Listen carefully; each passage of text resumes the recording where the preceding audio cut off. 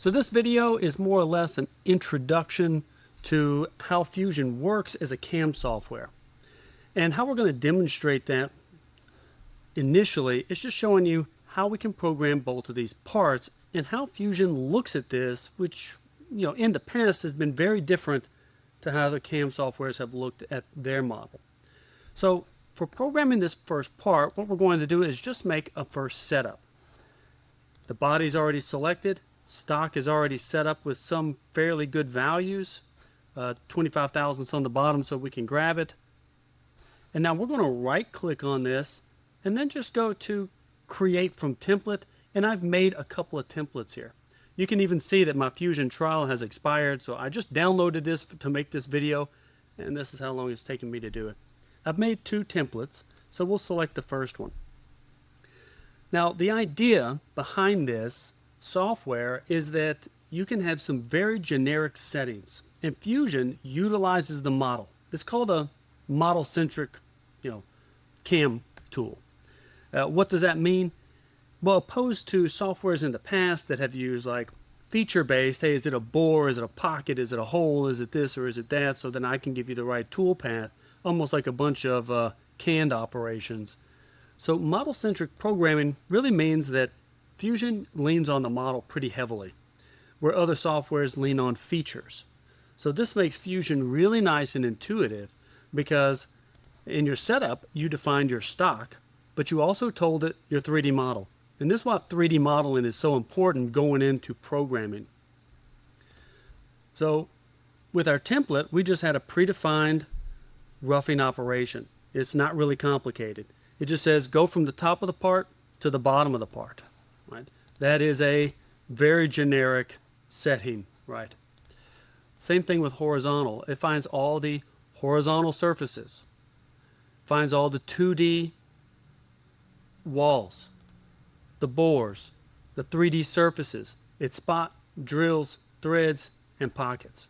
Now we also have another part over here. So we'll do the same thing here. We'll say we're just going to start a setup.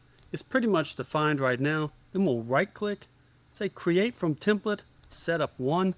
And again, all of our very generic operations have been automatically called up and applied to whatever we set up here in our setup here. And then we have our roughing, our horizontal, our 2D walls, our bores, our 3D surfaces already defined, spot, drilling, thread milling, and then he's going to come back in and finish up any tight areas. Now these parts are very different, but kind of similar. And then, for instance, if you're programming a bunch of parts for one assembly, they're all designed by the same person with very similar size holes. Well, building templates can really save you a lot of time. That's not necessarily what this video is about. It's more about how Fusion looks at the model. So if we want to do a secondary operation on both of these, well, notice that the model's already selected, but also in our stock, it already knows it's pulling down the stock from that first operation, so from preceding setup. And then notice it says continue rest machining. So if some of that material has been roughed away already, it's not going to waste its time if that box is checked. I always check the box. To do that, I just say, hey, set as a user default to check that box. The one thing we do want to change on this is its orientation. So to quickly do that, we'd go to coordinate system, Z, and reverse Z. But then keep in mind that 0 is still on the stock. And we don't want it on the stock because the stock is gone. So now we want to go to model box point and watch how he's going to, I got my finger there, watch how he's going to drop. Click. He dropped down. So now he's referenced to the model and not the stock. It's automatically flipped over. Now we right click. We say from template, and it's set up 2. He's just going to face what's left, and then he's going to clean up the sides. And that 0 will be pretty easily set right here on the bottom of your jaw, and then you can grab this with your vise and you can still get to all the machining that needs to take place on the top. Again, we're going to program this part. We're just going to flip the Z. I'm not going to worry about the X. Now I'm going to say come off the model, and then I'm going to right click. And I'm going to say from a template, setup 2. And now we have our face and we have our 3D. So our setup 2 is already programmed. So the idea here is that we're showing that Fusion leans really heavily on the 3D model. And it does things like, for instance, on these holes, we give it, instead of selecting each hole, saying select the face, we say, well, we're going to select a diameter range. So because this tool is a 1/2 inch, 90-degree spot drill, well, then we'd want to define anything from 0.2 to 0.4 to be used with that tool. And so it looks for all of the holes that fall in that category. But then another generic setting we can make is just go to the bottom. How deep should it go? Well, it should go until it chamfers 20 thousandths based on the diameter of that hole.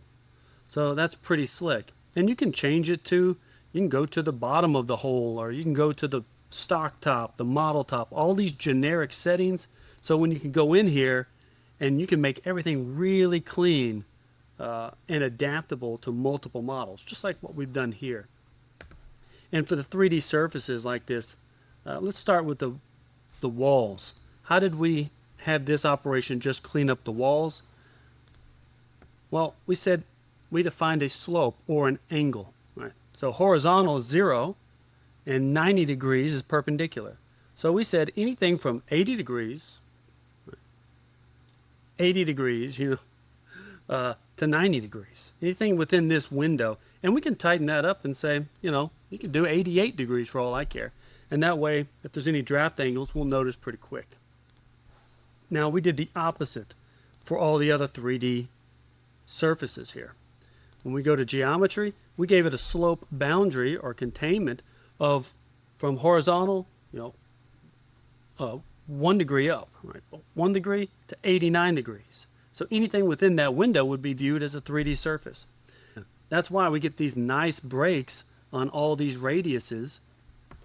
It knows that as soon as it comes down here and gets close to 89 degrees, then he's done.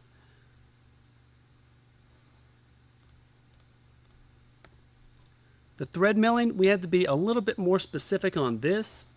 What we told him was same thing, diameter range, anything from 0.2 to 0.4. It is a good thread operation for that.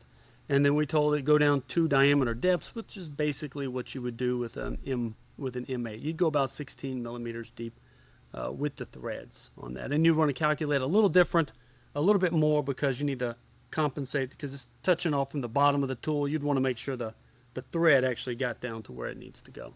And so that's a pretty safe maneuver, and that our tool, it's designed to do a 2 diameter depth, a little bit over that for an M8. So this has just been an introduction to Fusion for programming. So a lot of times we want to take shortcuts and say, well, I'm just going to draw this 2D geometry and we're going to make this part real simple and get it done.